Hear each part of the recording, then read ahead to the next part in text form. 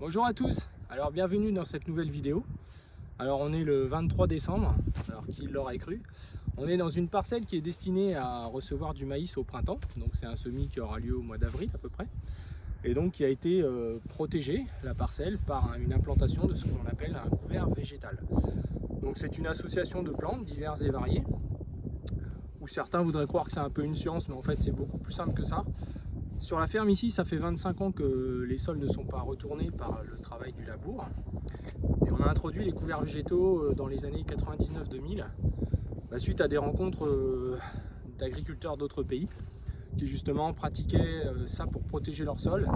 Et finalement, c'est du bon sens quand on y réfléchit bien, puisque de ne pas labourer sans faire de couverts végétaux, c'est quelque chose qui n'est pas pérenne dans le temps.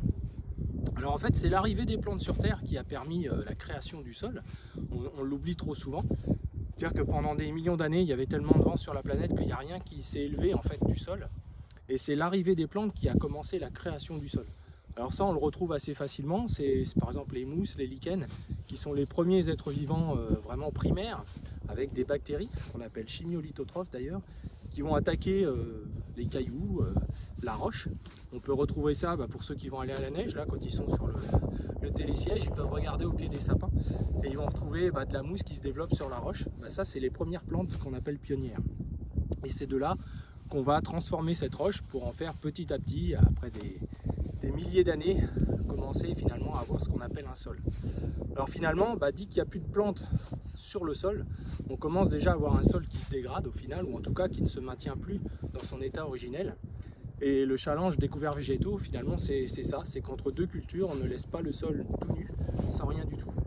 Alors le problème, c'est qu'il ne faut pas après ce sol-là, qui est en couvert végétal comme ici, le retourner ou le travailler de manière importante en plein hiver, là où les jours sont en général moins ensoleillés qu'aujourd'hui, où il y a plus de pluie, il fait aussi plus froid, où les sols ont déjà naturellement tendance à s'orienter vers des phénomènes de transformation qui ne sont pas très bons pour sa durabilité et sa solidité.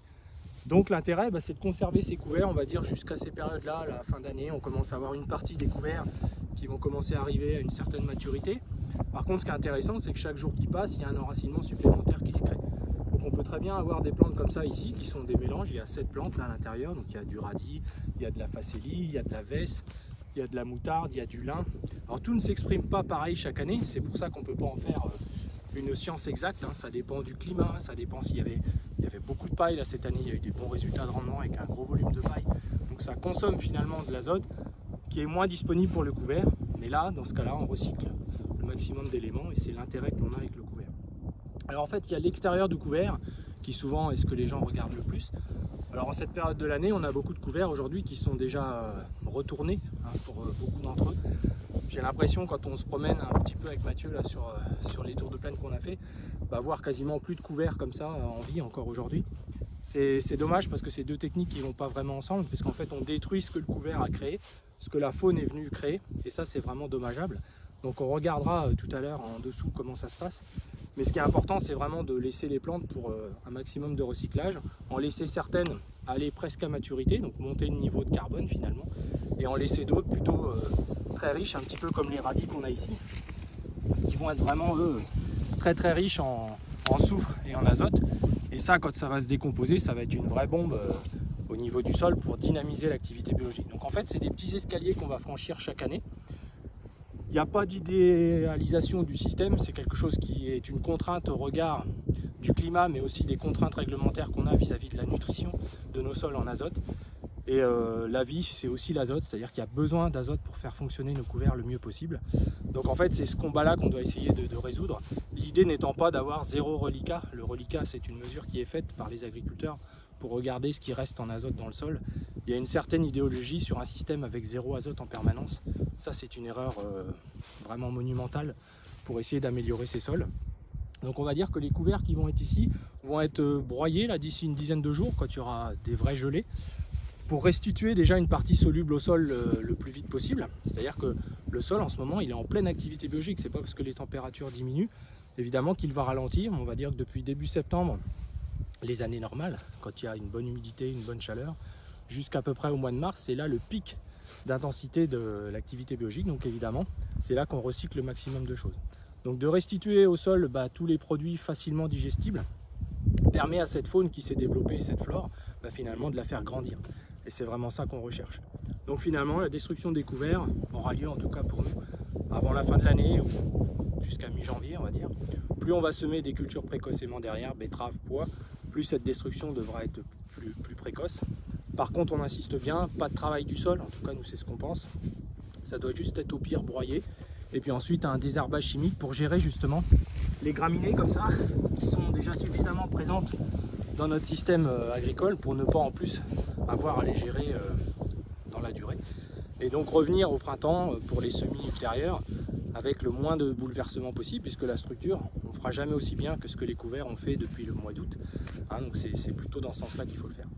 Alors on n'est pas forcément pour des semis de couverts très précoces, puisque finalement après on fait des couverts qui deviennent en fleurs ou qui sont à maturité trop précocement dans l'année. L'objectif, nous, qu'on a appris avec les 25 années de recul, c'est de garder une protection hivernale. On ne va pas passer notre vie à ressemer un couvert au mois d'octobre parce que le premier il sera en fleurs, etc. On pense qu'il vaut mieux les semer un peu plus tard, éviter d'assécher le profil durant l'été et finalement le protéger là où c'est important et indispensable, c'est-à-dire en ce moment. Là, il est triste de voir des champs de couverts qui sont labourés et le sol à nouveau à nu. Et si on en revient à notre introduction, un sol qui est à nu commence déjà à se dégrader. Alors maintenant, si on en vient à l'observation que l'on peut faire au quotidien, en tant qu'agriculteur déjà, dès qu'on est dans une parcelle, quelle que soit l'année, qu'on regarde son sol, on peut très bien en descendant du tracteur, alors qu'on est en train de travailler, regarder l'état des mottes, la surface. Donc là aujourd'hui, ce qui est intéressant de regarder, c'est si j'ai encore des résidus présents, si mes pailles sont déjà décomposées, donc ça c'est important. La couleur des résidus, ça c'est important aussi. Donc c'est quelque chose qui nous donne plein d'indications sur la densité de l'activité biologique. C'est vrai que sous nos pieds, là aujourd'hui, on a, quand un sol va bien, on a l'équivalent à peu près de 10 tonnes hectares d'êtres vivants. Donc c'est énorme. On sait déjà qu'il y a plus d'êtres vivants sous nos pieds qu'il y en a partout sur la Terre, en comprenant tous les mammifères, etc. Par contre, on n'en connaît que 10 à 15% dans le meilleur des cas. Et ce qui est intéressant, c'est plutôt de les faire travailler ensemble, tout en maintenant un niveau de production, puisqu'on est quand même là pour ça, nous agriculteurs, de continuer d'alimenter les gens.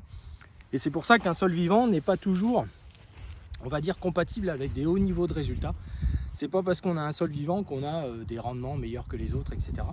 Par contre, on a souvent une uniformisation des parcelles entre les zones. Personne n'a une parcelle complètement uniforme.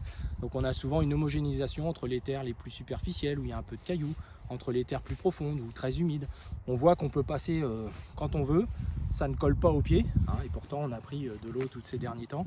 Et c'est vraiment ça la différence, c'est-à-dire qu'on a des sols qui deviennent plus sains, qui se ressuient mieux. Et surtout en termes de temps de travail pour les préparer éventuellement ou stimuler un semis, on va y passer très peu de temps parce que tout va bien, tout s'arrange tout seul. Et évidemment, on fait des économies importantes de consommation de carburant et tout le reste. Alors l'observation de surface, c'est un point important puisque en fonction de la couleur des résidus, on va aussi voir comment évolue le sol, est-ce qu'il a le bon équilibre entre les champignons et les bactéries, puisque dans ces 10 tonnes d'êtres vivants, il y a environ 1,5 tonne de bactéries, mais on est dans des sols où on a tendance à les stimuler de manière outrancière, parce que les bactéries vont plus vite que les champignons, et les bactéries sont capables de digérer beaucoup de résidus, en tout cas ce qui est peu ligneux, ce qui est peu carboné. La lignine, c'est un des composés de la matière organique, c'est celui qui est le plus riche en carbone, et il n'y a que les champignons, en grande partie en tout cas, qui sont capables de réellement les décomposer. Et il se trouve que dans beaucoup de sols cultivés, on retrouve des résidus non décomposés, qui sont d'une couleur un petit peu foncée, et qui sont l'extérieur souvent des pailles par exemple, ou l'extérieur des tiges de colza, l'extérieur des tiges de maïs, et qui nous montre finalement qu'il y a un peu une faible présence de champignons. Et c'est vrai que les champignons, c'est compliqué parce qu'ils créent des réseaux de plusieurs kilomètres carrés par hectare, souvent sur une zone très superficielle, des 15-20 premiers centimètres au maximum. Et finalement, il faut que ce soit très oxygéné et il ne faut aussi pas venir les déranger. Donc un deuxième argument pour le fait de ne pas toucher ces couverts, c'est qu'en pleine période d'intensité d'activité biologique, il est quand même dommage de venir détruire tous ces réseaux. D'ailleurs, venez voir, je vais vous montrer à quoi ça correspond.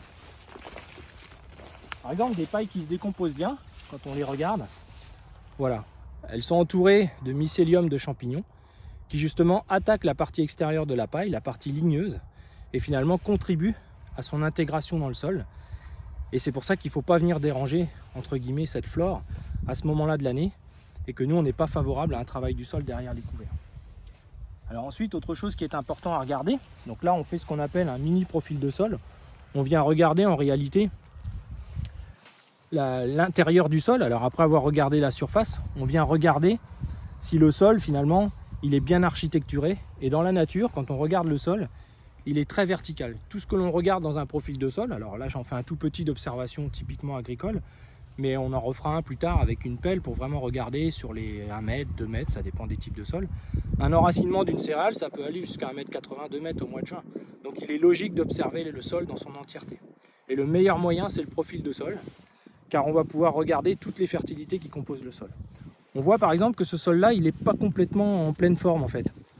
Il est bien ressuyé, etc. Mais vous voyez la porosité par rapport à ce que je peux constater habituellement, d'ailleurs même dans cette parcelle, en tout cas pour cette année, c'est bien, mais c'est pas transcendant. Donc ça prouve que on a pris beaucoup d'eau, on a eu 2 années en amont assez compliquées, avec plutôt des sécheresses, et finalement des choses qui ont eu des impacts assez négatifs sur le sol.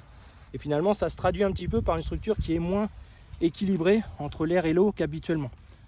Hein, donc ça c'est un constat, il faut le reconnaître, et l'année prochaine ça peut très bien être complètement différent. Alors un des symboles de notre sol, c'est le petit pépère là, le fameux ver anécique, où lui son boulot finalement on le reconnaît parce que vous voyez il a un gros collier là, puis là il est en pleine période de reproduction donc il est tout énervé. Donc il est à la fois homme et femme, hein, quand il en rencontre un ils choisissent lequel des deux, ça vit 5 à 7 ans, hein, donc c'est pour ça qu'il nous faut 5 à 7 ans d'un travail respectueux du sol pour voir la population évoluer. C'est un sol où ici on avait fait un profil il y a quelques années, on avait 800 galeries au mètre carré, ça correspond à l'équivalent d'un tuyau de drainage de 150. Et vous voyez quelques années après, avec des années très extrêmes, qui nous ont conduit dans nos régions à pas mal de difficultés de résultats, etc. Bon, on a une structure qui est moins belle, qui est finalement, il faut le reconnaître, pas comme elle était il y a 3-4 ans. Donc, ce que nous disons avec Mathieu à tous nos partenaires, c'est qu'en fait, faire revivre son sol, c'est un travail permanent, faut pas se le tenir pour acquis. C'est très soumis aux variations climatiques, c'est pour ça que c'est pas un dogme, c'est pas une chapelle, il n'y a pas quelque chose qui est blanc ou quelque chose qui est noir. C'est une tendance qu'on essaye d'avoir, c'est un respect qu'on essaye d'avoir et on est forcément récompensé par rapport à ça. Donc ce mini profil, je ne m'étendrai pas là-dessus, on fera une vidéo spécifique. Mais en tout cas, c'est quelque chose qu'il faut faire régulièrement en sachant qu'il faut tenir compte du degré d'humidité du sol pour ne pas avoir des interprétations qui soient erronées. Et évidemment, quand aujourd'hui ce couvert-là, il est à peu près à 1,20 m d'enracinement, une analyse de terre chimique comme on fait régulièrement à 25 ou 30 cm ne peut avoir que des réponses très superficielles. Il ne faut surtout pas en déduire des stratégies sur la fertilisation ou autre chose. C'est à notre avis une erreur. La vraie approche, c'est l'approche globale qui prend en compte les 4 fertilités du sol. Et un des moyens d'observer ces 4 fertilités, c'est évidemment le profil de sol. Ça, c'est la meilleure des choses. D'ailleurs, on peut se rendre compte que parfois, on a des éléments qui sont disponibles à l'analyse de terre, mais sur le terrain, les racines ne peuvent pas y accéder, ou on a une fermeture du sol, on a un mauvais équilibre de porosité entre l'air et l'eau, etc. Donc c'est toute cette démarche-là qui peut aussi se faire lorsque l'on descend du tracteur pour faire son petit pipi. Et ben, c'est l'occasion d'aller regarder le travail qu'on a fait, la forme des mottes, et avec l'expérience, et c'est vraiment accessible à tout le monde, quand on a observé des sols pendant des années, j'ai eu la chance de le faire depuis les années 90, et franchement, on a des petits réflexes qui nous permettent tout de suite de voir si ça va ou pas, et au-delà de l'aspect résultat sur la culture. Et c'est vraiment magnifique parce que quand on ouvre un sol, on apprend beaucoup de choses. Voilà les amis, à bientôt!